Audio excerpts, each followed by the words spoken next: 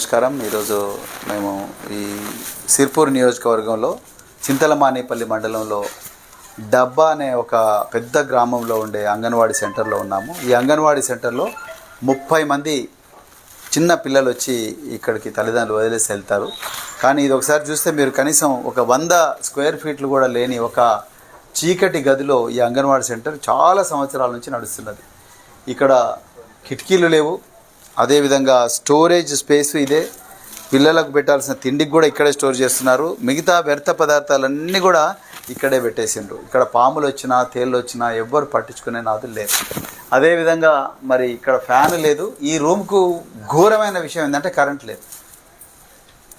దీని పక్కనే ఒక గుంత ఉంది, మురికి గుంత. ఈ మురికి గుంత పక్కన మరి దోమలు అవన్నీ కూడా వచ్చే ప్రమాదం ఉంది. అదేవిధంగా ఈ పిల్లలు ఎవరైనా ఆడుకోవడానికి పోయినప్పుడు ఈ గుంతలో పడితే ఇంక అంతే, వాళ్ళు చావడం తప్ప ఇంకో మార్గం ఉండదు.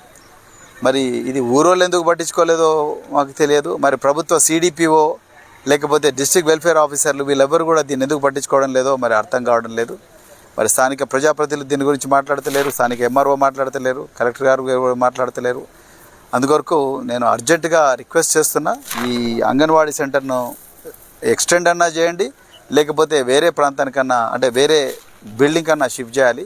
ఇంత ప్రమాదకరమైన పరిస్థితులు ఎట్లుంటారు? కనీసం కరెంటు లేని అంగన్వాడీ సెంటర్ అంటే నిజంగా ఆశ్చర్యంగా ఉంది. అంటే ఈ సిర్పూరు ప్రాంతంలో ప్రజల జీవితాలకు ఉండే విలువ అంటే ఘోరమైన విలువకు ఈ అంగన్వాడీ సెంటర్ ఒక సజీవ సాక్ష్యంగా మిగిలింది. అంటే ఈ నిర్లక్ష్యం, ఇప్పుడున్న ప్రభుత్వ నిర్లక్ష్య ధోరణికి ఇది సజీవ సాక్ష్యం. ఇక్కడే మరి పెద్దలు సీతక్క గారు, స్త్రీ శిశు సంక్షేమ శాఖ మంత్రి సీతక్క గారు మరి ఇక్కడ వచ్చి మీటింగ్ పెట్టినట్టుగా కూడా తెలుస్తూ ఉన్నది. మరి వారికి ఈ అంగన్వాడీ సెంటర్ మరి విజిట్ చేశారు లేదా వారి జిల్లా ఇన్ఛార్జ్ మంత్రికి కూడా ఉన్నారు అక్క సీతక్క గారు.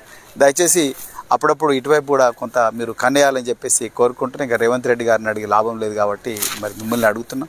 సో అందుకొరకు దీని మీద కూడా ప్రత్యేక దృష్టి సారించాలని చెప్పి కోరుకుంటూ మరొకసారి అందరికీ జై తెలంగాణ.